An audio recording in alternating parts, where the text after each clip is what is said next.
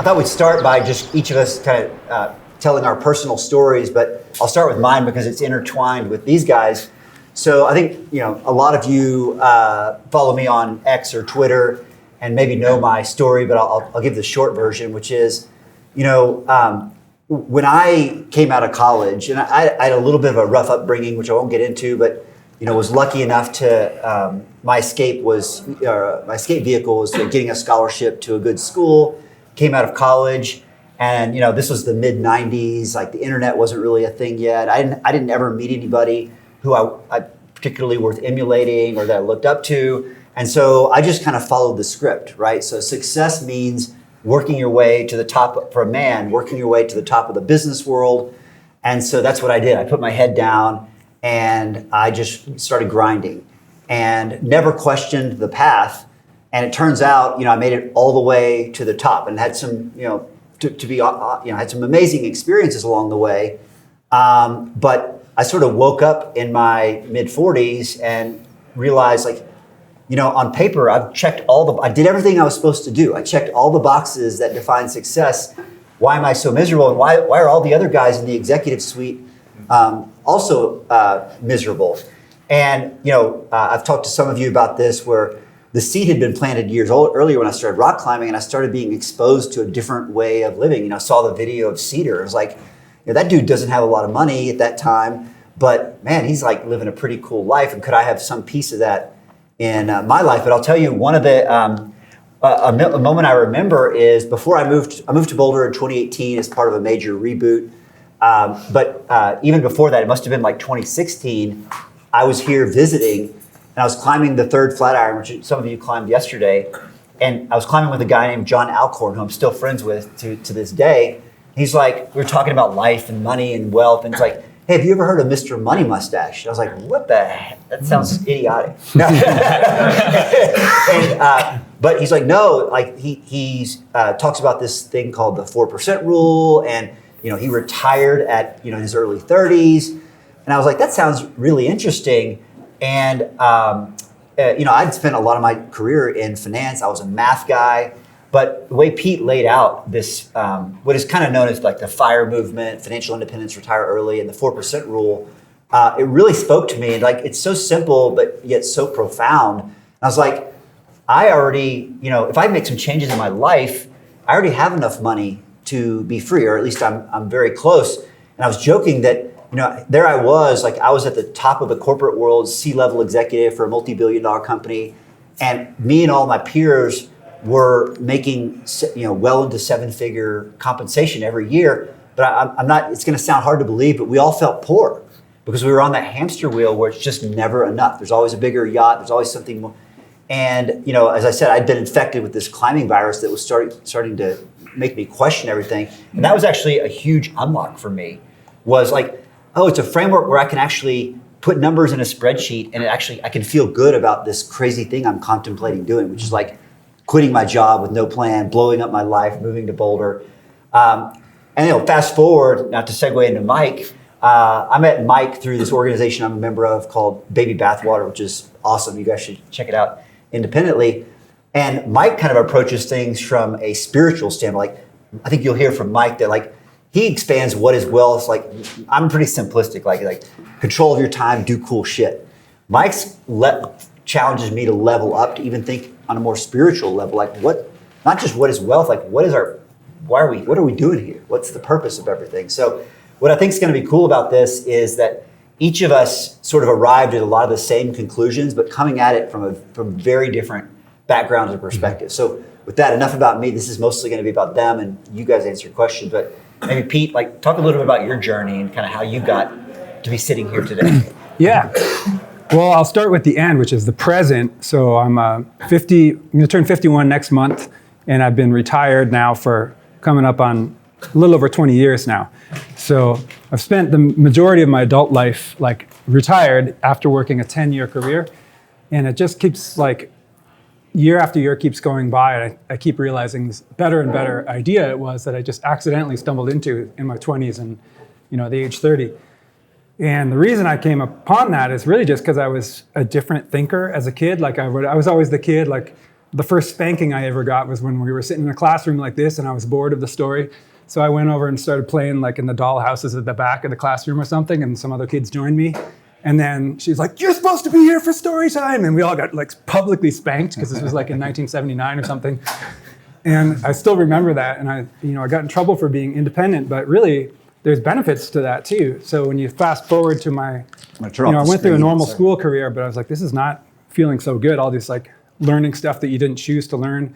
So I got an engineering degree, started working in that career as a software engineer. And back then, and as it is now, that was a pretty like high demand job. It was above average, but it wasn't like Kevin type, CEO money. But it was just like an upper middle class salary. And I was like, well, what do you do when there's more money than you need? Do you spend it all, or do you start learning about investing and just like spend some of it so you have a really good life and then invest the rest? And then it turns out if you do that for about 10 years and you're like fairly efficient at maximizing your fund per dollar, then you have enough to retire after about 10 years of work. So that's what I did with my fiance at the time. And our goal was to be financially independent by the time our first child was born, who's an only child. But we both wanted to be stay-at-home parents and not have to do what we saw our colleagues doing, which was like, splitting time and being a substandard engineer and like a harried parent who wishes you had more time to be with kids. So we achieved that goal, and we both, even though we're not married anymore, we both feel like everything about that was like the best choice, and we both still love our financial independence. Even though we've moved on, we both still think that was the coolest thing we ever did. So later I started writing about this, and that's how Mr. Money Mustache. I don't know why I named it that. It was just a joke at the time, but it stuck. And that's why some people here have heard of it, and that's how I met Kevin, is because he was a blog reader. So enough intro. We'll probably get more questions, but on to Mike. Yeah, thanks. Well, I wish that I had discovered that when I was 30, but it turns out I grew up in a family with 5 kids. And my mom was pretty hard on us. And so the only way to get attention at the dinner table was to have done something well that day. You better have gotten an A on a test. You better have won your swim meet. You better have achieved something. And that was how I received love in my family. And so that set me on the path to becoming a high performer, and thinking that the more external achievement I got, the more love I would receive. And that culminated, I went and flew jets in the Navy. From 2003 to 2011, and then I got out and started a company. I sold that company in 2019, and that's really where my journey begins. Kind of as Kevin has said, I did everything that society told me would make me feel successful. I tested myself in combat. I built and sold a multi-8-figure business, and I was the same person the next day. And I went, oh no, where do we go from here?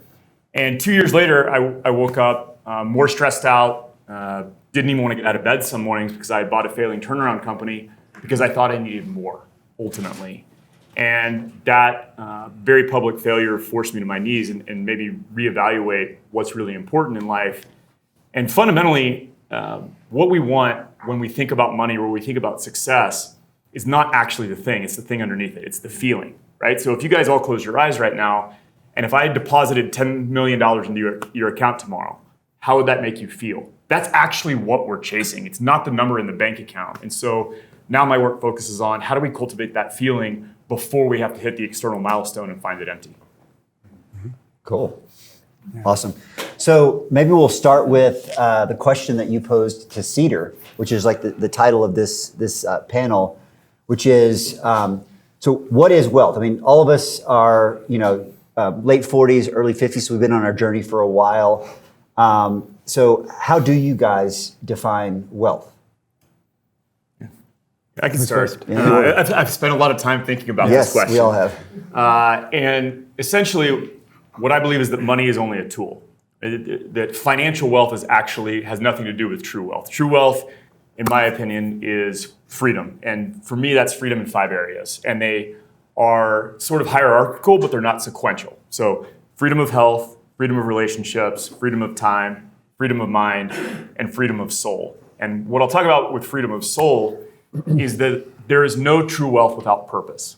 Or another way to say that, no true wealth without service, right? The day we become truly wealthy is the day we wake up and finally realize it's not about me. It's actually about helping other people. And so finding a way to align our actions with those values is where we start to step into true wealth. And it turns out you don't need 10 million or 100 million or even $100,000 to start doing that. And so, I'm putting the finishing touches on a book called Be Rich Now, but it's essentially, how do we bring that feeling of later? How do we stop putting off our lives in service of some arbitrary goal and pull that forward and create that wealth in the fundamental moment? Is it under that framework? Is it fair to say like wealth is almost like a choice? Yeah, absolutely. We can all choose to be rich. So if wealth is a feeling, feelings can only be experienced in the present, right? The past is gone the minute I finish this sentence. The future is a fairy tale that only exists in our mind. So to experience wealth, we have to be in the present moment. And money is something that takes us out of the present, right? If I'm worried about how I'm going to pay my bills or how I'm going to pay my rent, it's really hard to remain present. So money is not, worthless. Not all of us can go live in a cave like Cedar, right? Like we live in this real world. And so the point of money is to take care of the things that allow us to return to the present. And then once we've taken care of those basic needs, now wealth is a tool to experience more joy in the present. Nice. That was a very well thought out answer. I could tell you've written a book on the subject. The funny part is I approached this from a very simple, a 20-year-old who hadn't thought about all this stuff. And I eventually arrived at these same conclusions now that I've had 20 years of retirement to think about it. But initially I would have just said I want enough money because I don't have to work. And then if you ask why, you're like, why do you not want to have to work? It's so I would have the freedom to spend my time the way I want. And then you say, why is that? Well, it's because I want to have children and I want to be able to be a super dad, but I also have all these other interests that I want to be able to pursue. And every time at work, I feel it's taking me away from the things I want to do. So my answer is still freedom. And it's only after having so much freedom to think about what am I doing? And then I've come to realize the best thing to do with your time is to help other people. So pretty much everything I do now is just, and it's not like I'm super, saint, just infinitely generous. There's a lot of selfish benefits to helping other people. It makes you feel, useful and like you're having a great day and you meet people and you're building a community. So there's a lot of benefit to helping other people, and it takes a lot of freedom to be really helpful, because if you're busy getting what's yours and just trying to get, stack your bank account or advance your career, that really encourages more selfish behavior. So the abundance that comes from financial independence, which allows this whole freedom in all areas of life, is probably what I was seeking in the first place. But it turns out it doesn't take all that much money to achieve it. So as long as you get your basics covered, and I kind of specialize in how to make your basics, more easily covered by being efficient about it. That's my little niche in financial independence, because I was an engineer. But it still leads to the same place, which is happy spiritual abundance. And we're going to come back to the pragmatic, how much is enough, what's the number type thing, because that's a really interesting discussion. Yeah. But as I said at the beginning, it's super interesting that we all had very different paths, but my definition is going to be very similar probably, but I am going to add one wrinkle. So, because I've thought about this a lot, it's kind of the theme of my Twitter account for those of you that get inflicted with my words on a regular basis. But mine is two parts. Number one is freedom or control of your time, right? And I think a lot of people sort of stop there.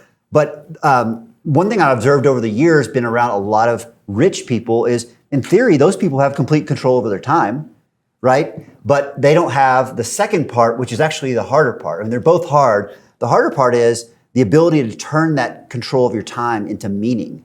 And we derive meaning from, cool people and cool things, which was kind of the genesis of this whole thing. You'd be shocked at how, I observed this is more the norm than the exception, especially in the corporate world, and men are particularly susceptible to it, is that they have one-dimensional identity, right? And, they allow their career to become everything, but it's never enough. And I can't tell you how many guys I've met who, were they to start working less, would have no clue what to do with their time. It's the classic, it's a CEO who's worth, 20, 50, $100 million, has, like us, checked all those boxes, but they're at a crossroads because they're in their 40s, maybe 50s. They're starting to realize that, there's no end to a hamster wheel. It just keeps rolling. And, but they haven't made the investments in other areas of their life to turn, they could quit their job tomorrow. They know that, but they have nothing else. And a lot of times what ends up happening is these people, this is a big clue. So look for this online. When people say they love their work, usually, not in all cases, but usually what that means is work is all I know. That's really the translation. And they haven't made the investments over time into other dimensions of life. And look, I'm the first to say there's seasons to life. It's a sliding scale, right? It's like there's definitely a season. Some of you are younger. And if you want to get ahead financially, if you want to hit that number, which we'll talk about, then you got to put your head down. It's got to be probably the biggest part of your identity. But I have this diagram where what percent of your identity is your work? Ideally, over the decades, it should slide down. Unfortunately, that never really happens for a lot of guys. It's the classic, career trap. And for me, climbing, like starting with that fateful video of Cedar that I watched back in 1990, whatever, that it really was like, it was like, oh, I never knew there was a different way of living. Like there's other stuff you can do. And frankly, to the guys who say they love their work, I usually say like, guy, you don't have much of an imagination, do you? Like this is literally the best thing you can think of to do it. There's so much cool shit out there in the world. I want to go explore, but they don't know how. They don't even have a place to start. And for me, I drone on and on about climbing to the point where people just start rolling their eyes. But for me, it really was, it's not just about the climbing. It was transformational in that it exposed me to another way of living. So to kind of summarize, I think it's not just achieving financial independence because, I actually tried being fully retired for a little while after I moved to Boulder. That lasted about 3 weeks because we need more. Like you have to, I always say, whether you're a billionaire or you're broke, you're awake for 16 hours a day. What are you going to do with those hours? Like being quote unquote fully retired, like I guess some people are comfortable watching cable news all day and becoming radicalized but in politics. But that wasn't enough for me.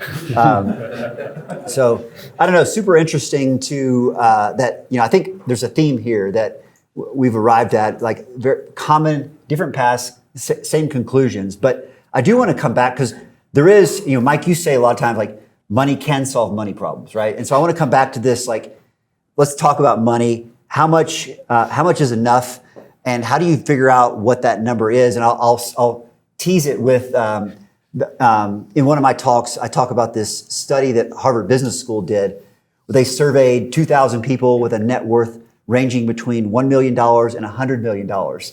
And one of the questions on the survey was, how much money would you need to be content? And what do you think the answer was?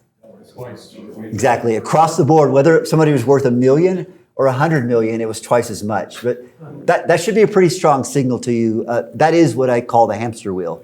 It sort of never ends. But maybe since this is your niche, and the thing that attracted me to Pete initially was, like I was saying earlier, like we may not become a dirtbag, but we can be inspired by like people who live on the fringes. When I first encountered Pete, like you used to publish your annual spending, which was, I want to say it was $25,000 at one point. And I was like, this guy's crazy. Like, what's right? But I learned so much from you about like, it's much easier to just live a simpler life than it is to just stay on the hamster wheel and accumulate money. So what's your thought? Like, how do you think about the number? Yeah, well, I think the first thing I like to do when I'm, introducing people to the concept from scratch is you got your income and you got your spending, and you can control them both. But if you don't control the spending side, they're both going to tend to rise, and you're going to think that you're normal the whole way, all the way up to like the stratospheres of spending. So you have to understand that it is possible to be happy on pretty much any level of spending, because humans were happy before money even existed. And there's lots of people who have less money than you, even in the United States, that are quite possibly going to be happier than you. So what really matters is what type of life you're going to lead, but also how good are you at spending. Like, for example, some people will have to spend $30,000 on something like, for example, getting a car. Some people they're not very good at cars, so they buy like a Cadillac Escalade because someone else has it, right? So this is like a $80,000 truck, and they're just driving it empty to work. Someone else who's good at cars will be like, oh, I really like, this used like BMW that he can find for like $8,000. It's better in every possible way than this stupid Cadillac, and it's better to drive, but it costs more than 10 times less. So that person has made a smarter spending choice in that one area. And if you think about all of these areas of life, you got your food, housing, transportation, how to how to raise your kids and how to have a great life and how to have fun, all of those are subject to spending skill, and you can get better at all those things. And I just naturally, being an engineer, like look at everything as an optimization problem. So I'm like, okay, it's time to do laundry. What's the best way to dry your clothes without using a lot of energy? Well, it turns out these things are called clotheslines. And I'm like, I just did all these things just because it was fun. But when it all added up, I was like in this bottom percentile of how much everything costs. So we were raising a family and still only spending about $25,000 a year. And that's like right in Longmont, and that's like in a big 5-bedroom house with top of the line looking everything, but I'm just like really good at buying bikes and really good at, optimizing everything. So then in my writing, I try to train people, like, you don't have to be super hardcore like me. You should only do it to the level that it's fun, but there's just so much fat. There's about a 4-to-1, 400% difference in like just by applying a tiny bit of brain power to each category. So in other words, you can cut your spending. If you're a high spending, high income person, you can cut your spending by up to 75% without even your lifestyle looking different to somebody else, with just like getting a little bit better at spending. And does everybody know the basics of the 4% rule? Raise your hand if you're not super clear on what that is. Okay. Yeah, we should cover it. Yeah, maybe just like explain the basics. The other bit, so I just talked about spending, but let's talk about income. So there's a really easy way to think about how much money you need to be retired. And that answer is, if you take a chunk of money that's invested properly, you can rely on that to generate about 4% cash flow for the rest of your life, regardless if the stock market fluctuates, and it gives you a raise with inflation every year. So to put numbers to it, if you have $1 million of investments, you can rely on a $40,000 retirement income forever. So if you can Meaning you can draw down assets. Yeah, and you're not even drawing down, you're just like sustainably harvesting the income from your portfolio. If you had $1 million of rental properties, you could think of that money coming in as rent. If you have $1 million of stock index funds, like almost all my wealth is just in stock index funds, so I can think of that amount being reliable. I happen to live still on less than $40,000 a year. I just can't seem to spend more, even though I have so much more. And I'm happy with that. I like knowing that I can spend up to 10 times more than I am now. But I try little experiments and I settle where I'm happy. So anyway, if you can't do that on 40,000, well, then you just need 2 million. That's 80,000, or 3 million is 120,000. So it's really, really simple, and it cuts out all this crap with the financial advice industry where they're like, well, it depends on your annuities and your children and your inheritance plan and all this other stuff. And everyone's like, I don't know, I'll just work to 65. Just think about 4% of your wealth, that's how much you're currently qualified to be retired on. And then that's kind of the foundation of financial independence. And before I ask you the same question, because this is going to be fun, one of the cool things about the math is it's so simple, but actually if you start playing with a spreadsheet, and I've actually got some simple spreadsheets I've built that I can share with you guys. But what you realize pretty quickly is, it actually, in my opinion, it's a lot harder to accumulate millions of dollars of assets than it is just to live a simpler life. And the way the math works is one of my favorite little examples is, if you cut your monthly spending by $5,000 a month, the way the math works on the 4% rule, you need 300 times that less in assets to be financially independent. Mm-hmm. So what's 5,000? It's 1 point. So cutting your expenses by $5,000 a month means you need $1.5 million less to be quote unquote retired or financially independent. And for a lot of, for anybody, but for, especially if you're not a super high earner, like $1 million is hard to accumulate. It ain't easy. So it's just really, if nothing else, it's inspirational to kind of play with the numbers and put down your spending and put down your assets and what level of spend could I retire on today if I wanted to. And when you put it on paper, you actually become quite motivated to reduce your spending because you realize, if you're like me, dude, I just want freedom. The things I love don't cost a lot. But I want to turn to Mike because I know Mike loves his toys, right? And so he maybe comes at this from a slightly different angle. So how do you think about the number? Well, Coco Chanel says the best things in life are either free or very, very expensive. And I think the trick is really understanding what is the life that I want to live. So I have people in my community. I've trained over 300 high performers to think about wealth and what makes a rich life. First, we go through an exercise, and Kevin has a version of this, and it's there's nothing new under the sun, but we call it the unbreakable year, is mapping out, starting with your perfect day, to your perfect week, to your perfect month, to your perfect year. And you go through and you add it all up, right? And you go, okay, how much does that cost? And then I actually apply the 4% rule. Okay, if you spend $30,000 a month, you need $15 million to spend that indefinitely without ever having to draw down on the principal. And then now we start editing. And I call this the Marie Kondo budget. Does this thing truly bring me joy?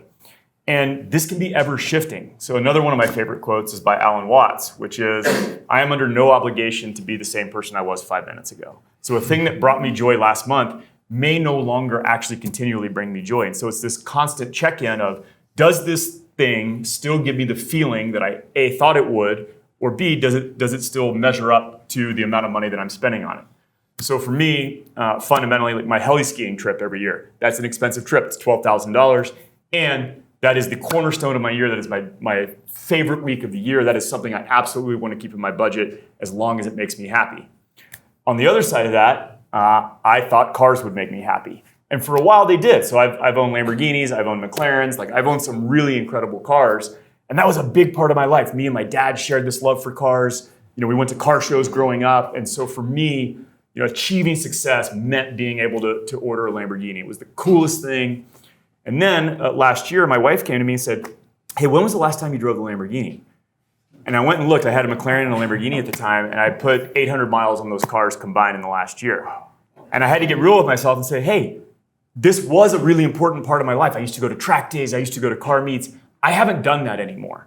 And so I actually sold both of those cars last year and said, hey, there's a much better allocation of this money in my Marie Kondo budget. I can use it for other things. And I don't regret spending the money on those things. They made me happy for a time. They don't make me happy anymore. So it's consistently evaluating and cutting the things that don't make you happy. And then it's always a trade-off, right? There's two ways to essentially be financially independent.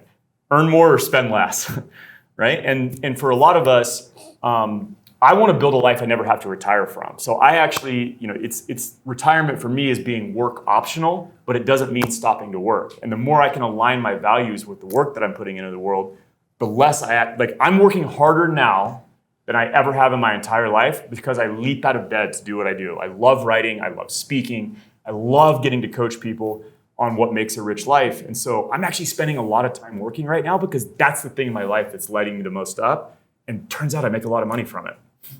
Funny how that works out. But some of these things also even transcend money. Like one thing I often say is, whether you're a billionaire or you're broke, as Tyler Durden said in Fight Club, everything you own owns a piece of you.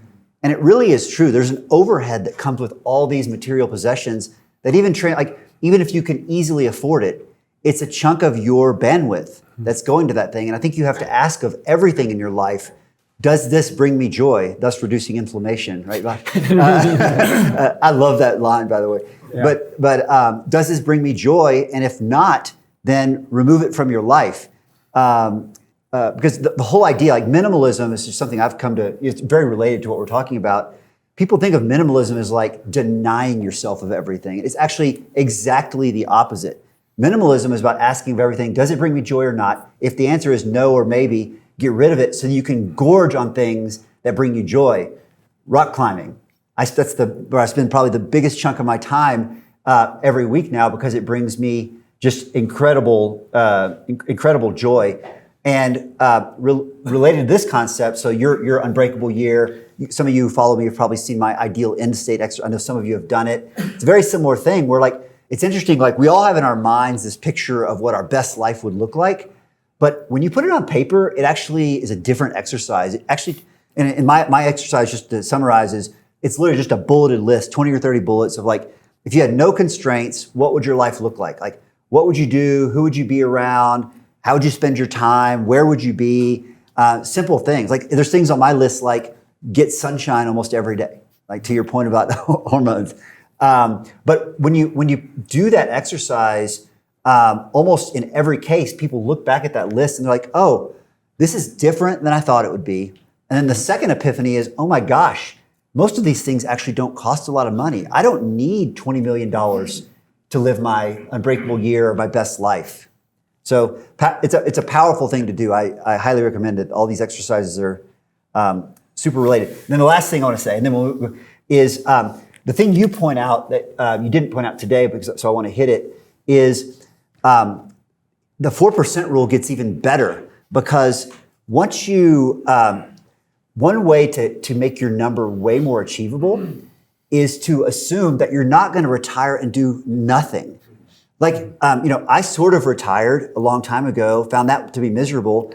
I just started a company, not even because it wasn't monetary driven, it was because I have an innate desire to build and create. My point here, though, is almost everybody who retires under fire continues to do something that generates money.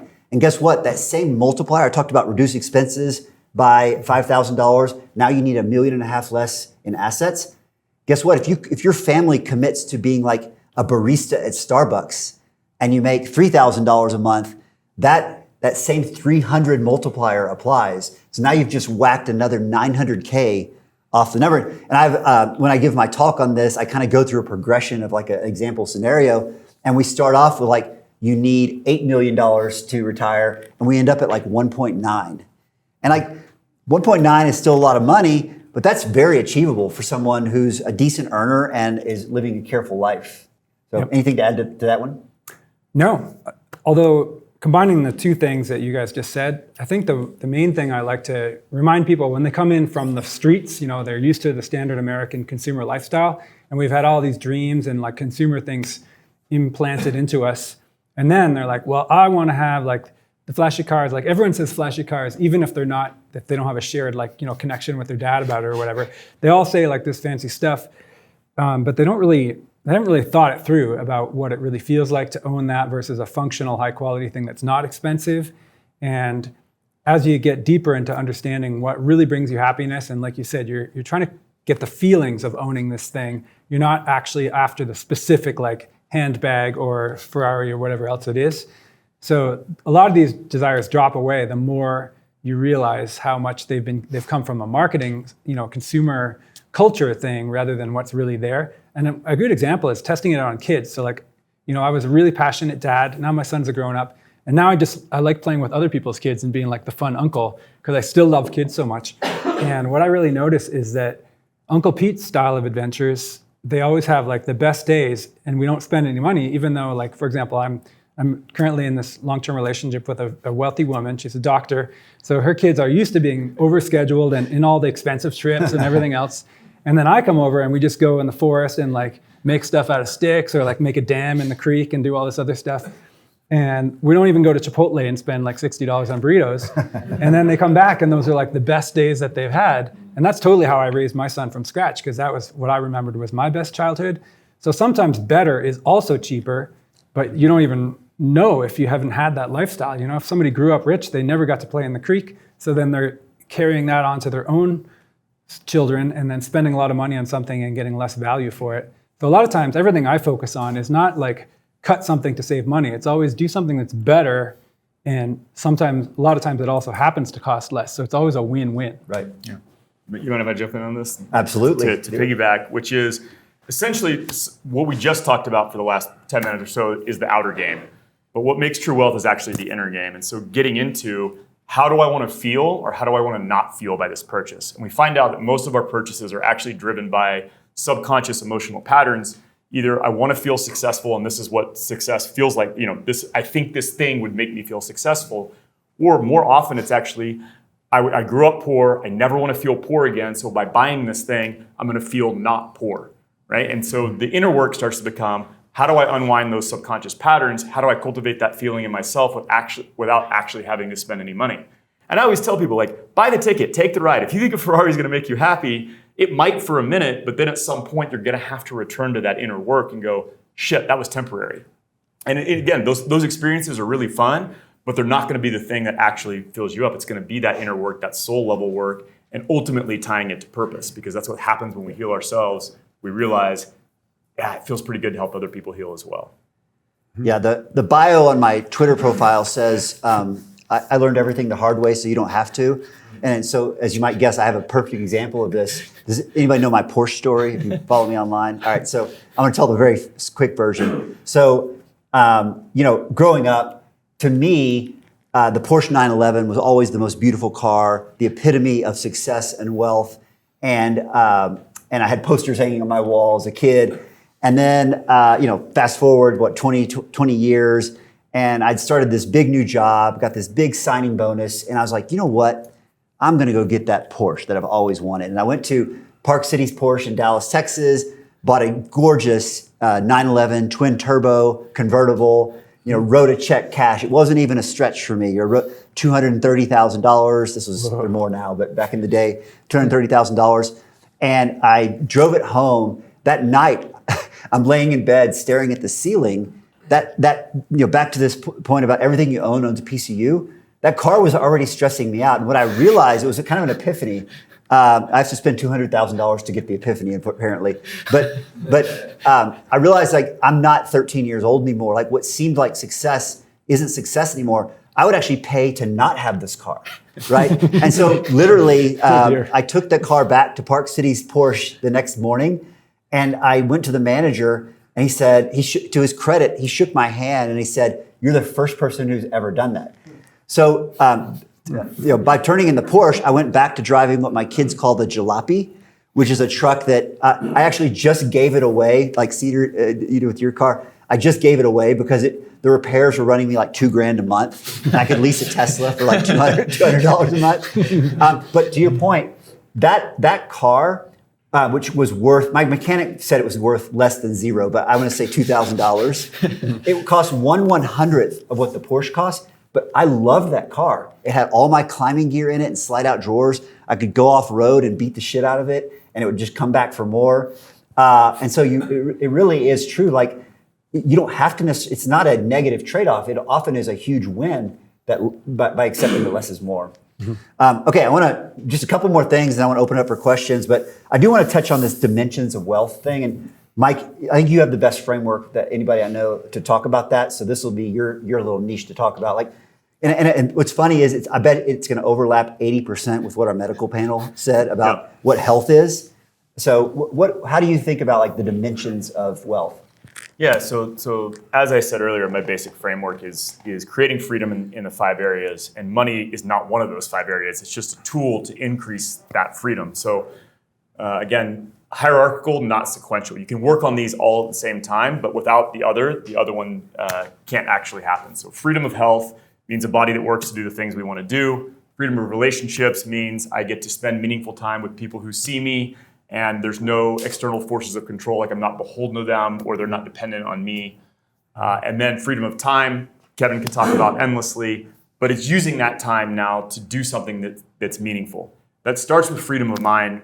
And what I would say is the highest form of self-actualization is the ability to hold 2 thoughts at the same time. My mind doesn't collapse when I look at 2 thoughts and hold paradox. So one of those paradox means I am completely enough as I am, and I'll never stop growing, right? So as we start to cultivate freedom of mind, we're open to new ideas, and we don't collapse into tribalism or seeing a lot of the stuff that we see. Is we hold empathy for all viewpoints. And then freedom of soul really comes into, number one, understanding that we are part of something greater than ourselves. And this isn't necessarily religious. It can be spiritual. It can just be the interconnectedness of human beings. And typically, all of the ancient wisdom traditions, or all of the things that we see that pass down spiritual wisdom, tend to point at the same thing. 1, we're all connected. And 2, we can access that connection through some type of contemplative practice. For me, the basis of that is meditation. And ironically, meditation is the best practice I've ever found to return to the present. That's actually the basis of that practice. And if wealth can be only experienced in the present, then meditation is a form of returning to presence over and over and over, which increases our wealth because we learn how to actually live our lives, not in the past and not in the future. So that's my basic framework. And then for service, I have one more framework, which is me, family, community, and world. Right? So I've got to start with myself. I've got to put my own oxygen mask on first. If I don't have a body that works, if I'm sacrificing myself on the altar of stress to help other people, that's not actually being my most effective or living my best life. So I need to start with me, and then I need to focus on my family, right? The people who are most important to me, that is the place where I can have the most outsized impact. Now I move into community, something like this, and then impacting the world means I'm helping someone whose name that I don't know. That doesn't mean I have to have a massive Twitter following, but how can I help someone that I don't actually have a direct connection to? And as we go in that hierarchy, we start to experience more and more wealth in the present. I'll stop there. I find it interesting that in today's world, too many people, I think, have inverted those concentric circles. And it can be overwhelming. Like if you go to Twitter and you're scrolling, you know about all the world's problems, and you might be led to like think, I have to do my part to solve all the world's problems. It might even be a super misguided, like we've seen some recent examples. And this idea of like starting with yourself and working out is super powerful for that. All right, we're going to revert to Q&A, but I'm going to ask the first question because I think it's one that should be asked, and I'll go first because I want to give you guys time to think. Like basically, like what's your best advice for achieving true wealth? And I'm going to say two things. Number one is first recognize that we're all time billionaires. Do you guys know the concept of a time billionaire? So 1 billion seconds is about 30 years, right? And so every single person in this room has 1 billion seconds left. And the only question that matters in life really is how are you going to spend those 1 billion seconds? And that, being a time billionaire is infinitely more valuable than being a monetary billionaire. And when I say that, sometimes people like roll their eyes like whatever, that's like a nice line. Mm-hmm. But here's one to make it real. Like Warren Buffett is, I believe, 94 years old. He's worth $100 billion. Would he trade his $100 billion to be your age? I bet you anything that he would. He says that all the time. Yeah. And so treasure that time. And the other piece of it is 1 billion seconds is a long time. You have plenty of time to build your ideal life. So the second part of what I'd say as advice is do the unbreakable year, do the ideal end state, and define what that is. And then brick by brick, just build it. That's the way I did it. It's the way most people do it. It doesn't happen overnight, but you've got 1 billion seconds to do it. One piece of advice just to get... I think I'm always a little bit more analytical and, science-y. So I think the best thing that's been for helped my happiness is to understand what happiness is and the causes, as a creature, like as a human, we're a biological creature and we have all these different things that, that we're kind of wired to like and not like and what leads to a satisfying life. So the more you learn about what makes other people happy and why things work for making most people happy, like status is shallow, whereas health and relationships can be genuine happiness. The more you learn about this, which basically just comes from like asking wise people and reading books, the better you get at it so that you'll make fewer false attempts, like the Porsche 911 that you only have for one day. And you'll invest your time more accurately in getting the real happiness. Because I've been practicing, mostly like through my 20 years of retirement, and I just get a little bit better at it each day. And now I've really got my happy days wired so well that it's pretty amazing. And if I could apply those skills back to a younger version of me, I could have even more of a satisfying life because a lot of it just boils down to these daily habits of like what leads to a happy life. What's the formula? Yep. Yeah. So mine would be do the inner work. And when I think about the inner work, it's on an XY axis of waking up and cleaning up. Waking up being understanding that we're all interconnected and there's something going on that's bigger than ourselves. Cleaning up meaning facing my traumas, my shadows, and healing some of those subconscious patterns that drive us from happiness. And the fundamental root of suffering is wishing for things to be different than they are, right? And another way, that's how we think about money. If I just had this money, then I would be so much happier. It's actually almost never the case, as to Kevin's point, with the 2 times more than I have now. And so, if I can start cleaning up some of those things that make me feel not enough, that make me feel not whole, and get to this realization that everything is perfect just as it is, I am perfect just as I am, I have everything I need within me to live this happy life, now I can just start eliminating some of these things that take me out of the presence. And I think that's what the work actually is how do I eliminate the things that take me out of joy and that take me out of present in the moment. And feeling not enough is something that all of us struggle with. And so diving into that work is the only real way to experience wealth in the present, in my opinion. Awesome. Questions? Mr. Batten. So, as I listen, one of the ways I think I can personally misunderstand what you all are saying is that it's about freedom from work. And I think maybe I'm also hearing you say it's really more about finding freedom in work or different kinds of work. Could y'all just maybe react to the idea of freedom from work versus freedom in work? Yeah, you definitely don't want to make work be a bad thing in your life. It's just that most careers and jobs are kind of bad. And, if you have the freedom to design your job correctly, or your enterprise, whatever you're doing with your life, then you can make it just right. You can work towards making it more and more just right each year. And that's the real key. Like, the best example is someone who works in a law firm where they get abused all day and they have no free time, and they're trying to be a good family man, and these are absolutely competing desires. So sort of what Mike says, the stress of the job, and it's pulling you away from what's really meant to be, allows you to be in the present and follow the things that you want to do. So yeah, I still like working, but we're also wired to work different amounts, right? Like I'm a lot more of a sloth than Kevin is. So I genuinely do less, and that's the right amount for me. But I had to find that out through experimenting. I put it really simply as good as it gets is choosing your struggle. If you don't have any struggle in your life, that's a guaranteed path to misery. It varies by person. Like on my ideal end state, one of the things it says on there that I always get questions about is it says control 80% of my schedule. And the question I always get is why isn't that 100%? It's because I think we have to be on the hook for things. That struggle is what provides part of the meaning in life. And earlier in life, work may be a bigger part of the struggle you choose. Later in life, you may choose different. I go struggle on the rock or whatever. But that struggle that you could call work is absolutely necessary for contentment, for happiness. But you can get to a point where you actually get to choose it, and that's as good as it can possibly get.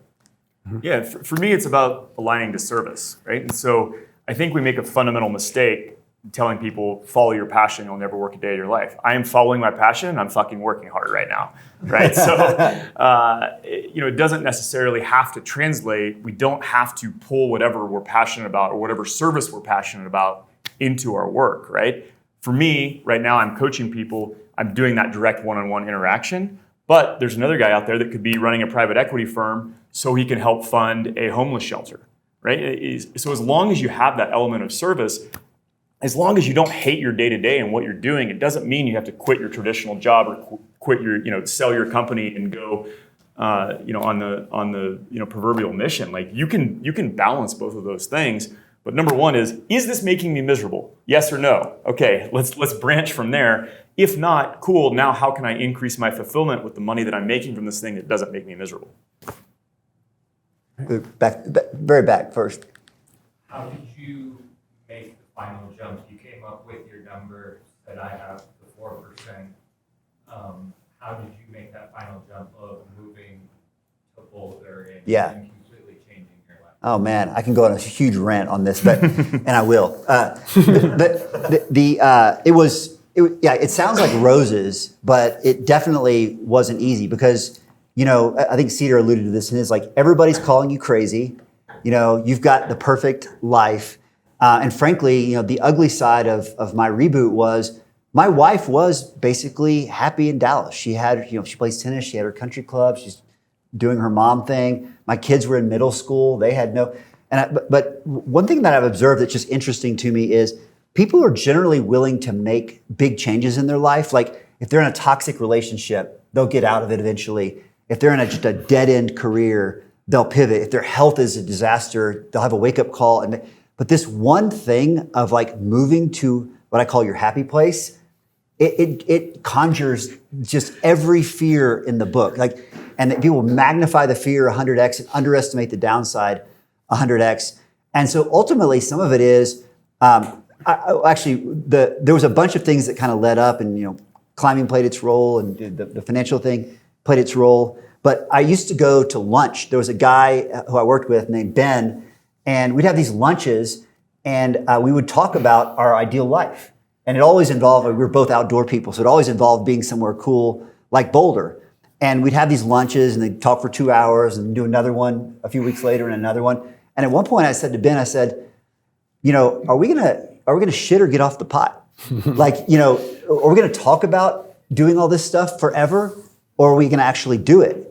It's never gonna feel easy. There's never a convenient time. It's always a horrible time to do it. And that was what ultimately convicted me is, most people won't. but I'm going to. I'm going to be that. I'm going to be that guy that I said I'm going to be. And again, it's not easy. Like it wasn't all roses, and it takes years to kind of sometimes rebuild that life. I was telling some people earlier that I just not too long ago asked my wife on a walk. I said, be honest with me. Now 6 years later, are you glad that we blew everything up and we live in Boulder? And she said yes, genuinely yes. Even though that was almost like it pushed our marriage to the brink, to be honest. And my kids weren't super happy with me for a while.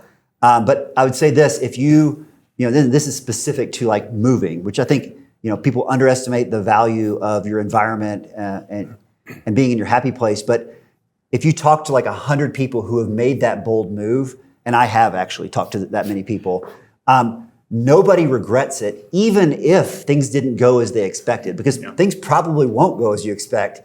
Even if when I took a leap of faith, I had some financial security, which made it a little bit easier, but I didn't have any plans for my work or my career or anything. I took that leap and, things didn't work out exactly as I expected, but guess what? Resourceful people find a way to make things work, right? And so, take that bet. And again, we tend to, now we're entering the rant phase. I'm into bets that are asymmetric. And investors will tell you this. You don't want to make bets that are 50-50 because, half the time you win, half the time you lose. What you want to do is, whether it's in investing, in relationships, in life, you want to make bets where the downside can be contained, right? So the downside of moving to Boulder was that we end up in Boulder. That's better than a kick in the balls. It's like not a bad place, but the upside was that it's transformational for my family. And that's worth it. And so you think about all the decisions you make in life are they asymmetric if I'm making this bet? And can I mitigate the downside to make it even more asymmetric? Can I just piggyback on that? Absolutely. We also conflate, there's almost no one-way doors in life. So we imagine moving to be this whole big thing, but you can move, live somewhere for 6 months and be like, I hate this, I want to move back. 100%. And it turns out you could just go back. So, there really is so much downside that we think that we're so afraid of what might happen if we move and we don't like it. And there's rarely one-way doors. And same thing with jobs. If you have a super rad, high-paying job that you're really afraid to leave and you leave it, you could probably go get another one of those jobs. It turns out it's not as scarce as we think it is, and it's never one way. Well, it was back to what Cedar said in one of the questions about, was it perceived versus real risk? Yeah. Almost all of the fear is perceived risk, not real risk. And it's very important. And actually, things like climbing really are the best teacher, because you have to get really good at discerning. Cedar's alive because he's good at discerning. He comes across as a happy-go-lucky guy, but trust me, he's super calculated. Honnold is super calculated in everything that they do, and they're very good at understanding, is this a real risk, or is this just a perceived risk that I can push through? Cool. I've seen this guy has a question. Yeah, Pete, I've got a question for you. So you've been living this lifestyle for 2 decades. You meet a woman, and you say, hey, I'm living this lifestyle. I'm curious, with your new partner or your new girlfriend, how did that conversation go? And how do you guys manage? Maybe she has a different perspective on what she wants to live. Yeah, well, the thing about my lifestyle is it's indistinguishable from a high income lifestyle. It's never looked frugal. I'm just an optimizer. So, and that's kind of maybe why my writing caught on, is because people see my lifestyle, and as long as it's not misportrayed, which it does get by the media sometime. If it's not misportrayed, people are like, oh, that just looks like what I have. He has a nice car, he's got a nice house, goes on cool trips. Good enough. I just happen to do it more efficiently, and so it ends up costing less. Because, at the heart, I'm not a super cave dweller minimalist. I'm, kind of a North American kid who grew up liking nice stuff. I just like having and I'm a bit of an environmentalist, so that saves me from the private jets and stuff. But in general, I still like nice stuff. So in my dating life, so it's actually interesting because my wife and I did separate, 6+ years ago. So I've had a very interesting, it's been kind of nice as a middle-aged man to go through all the stuff you didn't get to do when you were younger because you got married young. So I met lots of women. never has the money issue been a problem, other than the fact that I just have more than most of the people I meet. So sometimes they want me to pay for everything, that's fine too, but like you find a balance in the money situation. But I find like a certain personality goes along with a certain sensibility with money. And I've never been attracted to people who like to show off for status. So, if I was at like a Paris fashion show or something and I'm meeting people there, I just to use some example I know nothing about, those people might not appreciate my lifestyle because I like camping and I like do-it-yourself construction and these other things. I like Colorado. I'm a Colorado flannel wearing type guy. So, and I meet women in Colorado and we're all aligned. So to answer, it's never been an issue. It's just, we have a lot more fun together because we're not stressed about money. I have to say, Pete did mention something one time that frankly was very offensive to me, is that he buys his coffee beans in bulk from Costco. No, life is too short for that. Yeah, I mean, and if I noticed a difference, like I've tried all the coffees, right, and all the expensive ones too. So I picked the one that tastes best to me. Yep. If I wanted something different that happened to cost more, I would do that, right? Totally. Like some of my tastes in life are more expensive, but I just don't let the marketing or other people's perceptions of value influence what I want. So like I have a Tesla car. It's not the cheapest car, but for me, it's the very best one. So like I spend more on that. Yep. Partly just because it aligns exactly with what I use cars for. Yep. Jay. Pete, how would you recommend for someone who doesn't necessarily budget, but they track everything they spend, not become obsessive to try to minimize? Yeah. Are you saying you're like that? Right? Like, Oh, yeah. I track everything I spend, but I don't constrain myself in any way. Yeah. But I know a month that I spent more than my out the month, I get frustrated with myself. Oh, I see. Right? So how do you mentally not become completely obsessive about this? I think the best thing to do is to make fun of yourself on a regular basis. Like it really helps to say like, hey, I'm an irrational being and I have some hangups, and like admit it, be public about it to your friends, and then, work on it. But the first step is sort of like identifying that within you and realizing, first of all, do I want to be different or am I happy with this behavior? But if it's something you want to change, you really can. So like I never tracked my spending. I just was a natural optimizer. And in recent years, I've decided I'm too much of an optimizer and I want to, in certain areas, that I want to worry about it less. And like the example I like to make fun of is like I have a lot of guests at my house. Everyone has different shower habits, right? And some people just like to flip on the water and leave it running for a long time while they are like finding their clothes and stuff. Total waste. My shower warms up in like 10 seconds and they're used to some other shower. And the old me would be like, oh, so much water's getting wasted. They could just turn that on afterwards, right? But now I'm like, abundance, like we have plenty of hot water. I have infinite money. Who cares, right? And if someone wants to learn from me, they'll ask. But I don't want to push my efficient beliefs on them and make them feel uncomfortable, because then that person's not going to want to take showers in my house anymore. And that means I won't have that friend anymore. So just learning to like train any habits out of yourself that you wish weren't there. Maybe like look at other people who aren't hung up on this thing and say like, what do they do? And you can change over time and you just get better over time. Jay, I know you didn't ask me, but I have an opinion on this. It's so wild.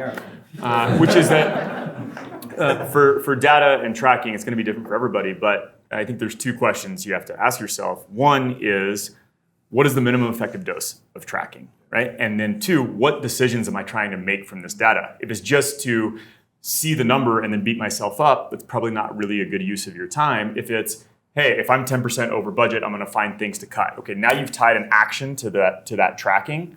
But we sort of have this love affair with data, right? Like I sleep between 8 and 9 hours a night. I had an Oura ring. It stressed me out because it was now telling me that I wasn't getting enough REM, and like I'm good on sleep. Like I'm doing the thing. I don't need the extra tracking in my life, and I find more joy in not tracking my sleep at all than I used to when I was optimizing my sleep, right? So, if you want to make decisions from that data, figure out what's the minimum effective tracking to make those decisions. That's a good idea. Cut yourself off cold turkey and just see what happens. It might open up space in your life for something else because you're like, oh, I want to track. But wait, what am I supposed to do instead with this time? And you might replace it with something that's genuinely valuable. Like, oh yeah, I'm going to go for a morning walk instead, whatever. I have a question. So we moved. So we did the move to the place that's going to be the best for you thing. But what I found is I moved to a pretty affluent suburb. I live within my means, all those things, and I do a decent job with most of this stuff, not all. But one of the traps and challenges that I've felt over the last 4 years living in the nice suburbs of Atlanta is you get surrounded by people, some of it generational wealth, some of it just people trying to keep up with the Joneses. But like I've become acutely aware that the environment can just be oppressing. Like you can feel the pressing of like, oh, if that person, like the just cultural reality of living in that type of environment. How do you counterbalance? I guess it's more about how do you counterbalance that? Because I'm aware of it, and my wife and I acknowledge it. But then simultaneously, I know that environment plays such a big role in how we can play a big role in how we make decisions. It's very hard to be a lone wolf. So I lived in a wealthy, like the time I lived in South Lake, Texas, in the suburb of Dallas, it was like the wealthiest per capita suburb in the U.S. And I was absolutely a lone wolf. I was telling some guys earlier, I'd like go out for walks, which is a simple thing. Nobody ever left their house. There's McMansions, right after another. And so I think the answer is you have to find your tribe. Someone should actually do an event where you can get men together and. But I think that's part, to me that is, to me like Boulder is an amazing, like inherently an amazing place. But for me, it's actually even more about the tribe because I never found my tribe. Which is, as I've told you guys, is one of the primary reasons I started this. But when I moved to Boulder, it just happened naturally. And now I've got, so all of my closest friends are now, I've met in the last 7 years in Boulder because when you're when you're in the right place, you're in the right place when it's easy to find people you connect with who share those values. Like living in the suburbs of Dallas is probably not the best place to find people who really value the outdoors, for example. So you got to be the leader rather than the follower. If you're trying to create community, like you created this event, right. I've always done that since I was a little kid. I wanted to be the organizer, so I'd get all the friends to do what I wanted to do, and that really leads to getting a lot more friends. But even on the household situation, like I've learned that it's best to know as many of your neighbors as possible, and ideally be friends with as many as you're possible. And so in my neighborhood, like we all moved deliberately to live near each other. Like I have 5 good friends right on my street, and we hang out and share stuff and have driveway parties and everything. And you really can do that kind of stuff if you're more intentional instead of just saying, well, this house has a bathroom and kitchen that I like, so I'm going to buy this. You have to be like, well, who am I living near? And are these people that I actually want to hang out with? But I'd say to counter that a little bit, because I tried to force it when I lived in Dallas, and my wife used to always get on me like, why can't you talk to any of the other dads at all these events? Why are you always off in the corner by yourself? And I tried to force it, tried to smile for years, tried to drink beer and like watch NFL with the guys. And that's just not fundamentally who I am. So I eventually kind of went the other direction. I'm done pushing rope. Like I'm gonna go find people I connect with, and man, it makes life so much easier when you're swimming downstream. Yeah, right. The Colorado. And the last thing I would say, a little bit of a counterpoint to these guys, the unfortunate truth of waking up and dropping out of the default is it's lonely. And that's just the reality. That's why groups like this exist. But it's going to be harder to fit into people that have accepted the default and do the things because it's what they're supposed to do. And it's hard to talk about football or whatever the thing people talk about, your fantasy football team.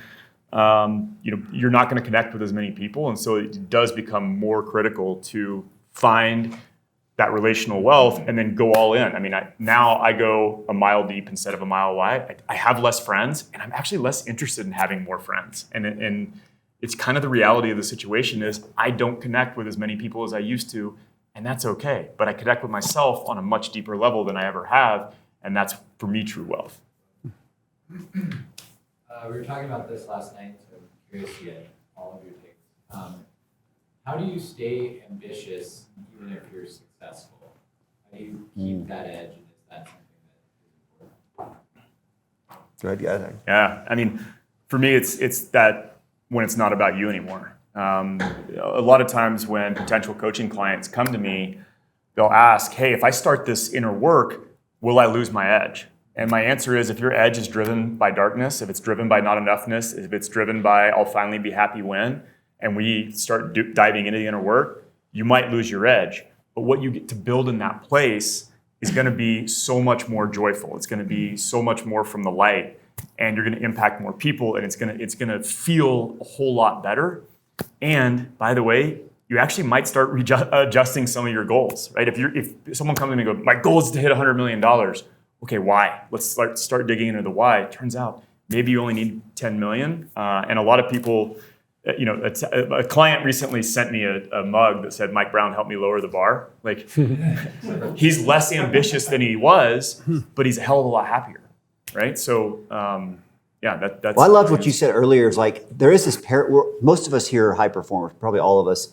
As you said, like it's okay to hold two opposing thoughts at once. Whereas I am enough, and I want to continue to grow because I'm wired to be an achiever. I derive immense joy from it. I think one thing to check yourself on though is to what end. Like, and I think one thing I've shifted actually, like now that I'm thinking about it real time, like that was kind of the basis of my whole reboot was like I wanted to achieve in ways that are aligned with who I am, not in ways that are trying to please the world or check boxes or achieve status. So I think there's nothing wrong. Like I'm tired of apologizing for who I am. I did that for too many years. Like I am an achiever. I set high goals. I like to kick ass. It feels very good. It brings me joy. Where I got off track was I was doing it to please others, not to please myself. And my third answer is I'm not super ambitious. I'm happy with that. The best answer. I'm very happy with the medium. Like I like being medium great at a lot of different things because I just have a very wide range of interests. But what I want to maximize for is just the most satisfying and enjoyable and meaningful life. So that I'm a super high achiever in that department, but I don't really care about making my blog and my platform become super big. That's why I never hired employees to work for me because I didn't want to have to the extra stress of managing people because I realized that wasn't where the trade-off. It would be more success in exchange for less free time and ability to be a dad during my primary dad years back then. And that's fine. Because there's no limit to how much you could do. So you could always say, it could be like that money question, like, oh, I could easily do twice as much and be twice as successful at whatever I'm doing. And that's an important thing to let go of. You have to think of what's the right level of quotation marks success for you and ambition. And I'm totally fine just waking up and having breakfast and then deciding what to do each day. And that's By the way, what works best for me. The way I actually met Pete is a great story to back this up. Is I was the CMO for this big company and I discovered the Mr. Money Mustache content. I was like, ooh, I want to turn that into a video series for this financial services company that I'm running marketing for. So I reached out to Pete and I'm like, I can pay you a bunch of money to create some videos for me. He's like, no, thanks. I'm like, no, you don't understand. I've got lots of money to give you. He's like, nah, I think I'd rather spend time with my son. That's literally exactly what you said. And it really did jog me. It's like, wait a second, why can't I buy this motherfucker? All right, one more question, then we probably should wrap. This has been awesome. But Yeah, so you guys talk about freedom, and it sounds amazing. It sounds like it also could be done pretty cheaply, but it also is pretty vague.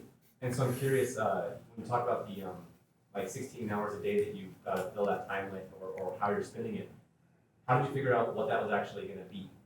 Did you figure that out in the 3 weeks that you were miserable in the retirement? Did you know what freedom was going to look like at 30 and how you were going to spend the next 20 great years? question. When you were focusing on this accumulation phase, did you have a North Star of, when I reach that, here's what I'm going to do instead, or is it going to figure it out as you went? I think it is a lot of trial and error, and this is why I say you don't wait until you're 45 to start thinking about things other than your career. Start making those, try rock climbing, try surfing, interact with lots of different people, figure out who you want to be around because a lot of those will be dead ends, and you won't be passionate. But you'll eventually, if you just stay at it and try enough things, you'll stumble into things that you're passionate about it, and then you have a burning passion to go a mile deep with those things. And it's just like anything else in life. It's like start planting the seeds and making those investments early because it's crazy to me that I call it someday thinking. A lot of guys they think I'm going to kick ass in my career and I'm going to make $20 million and then I'm going to build an awesome life. And unfortunately, it doesn't work that way. It blows my mind that people think that it's going to take 20, 30 years to build my career, but my great life, I can build that in a week. It's crazy. It takes just as long to build a great life as it does to build a great career. And it can be a sliding scale. Maybe for some of you younger guys, you don't have the freedom to go rock climbing every day, depending on what the weather looks like. But you can start making those small investments and exploring and figuring out what you like, so that as you get closer to financial independence, you've got burning desires that demand your time. Like I always say, I like to work with people who cannot wait to get out of meetings. Like if you don't have anything better to do, you're probably not that interesting of a person. If I'm sitting in a conference room, like looking at a PowerPoint, I'm there for it. Like I'm locked in, but I want to get out of there as soon as humanly possible because I've got way better stuff to do. Mm-hmm. Yeah.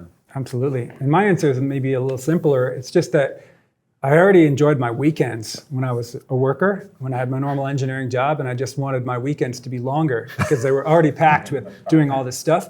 And sure enough, now that my entire life is just the same stuff that I did on those weekends, just adjusted for some different life situations, and you can add in new interests over time.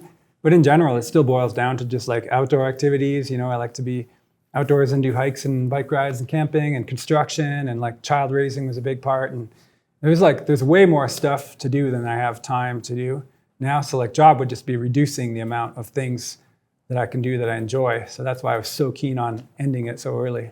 That's beautiful. My answer is keep the decision window small. So again, back to living in the present, it's really heavy to think about what's my legacy, what am I going to leave behind, what's my life's purpose. I try to think about right now. My purpose right now is writing, speaking, and coaching. That doesn't mean my purpose in 10 years is going to be that same thing. And I want to give myself the permission to grow and evolve and change as my tastes change.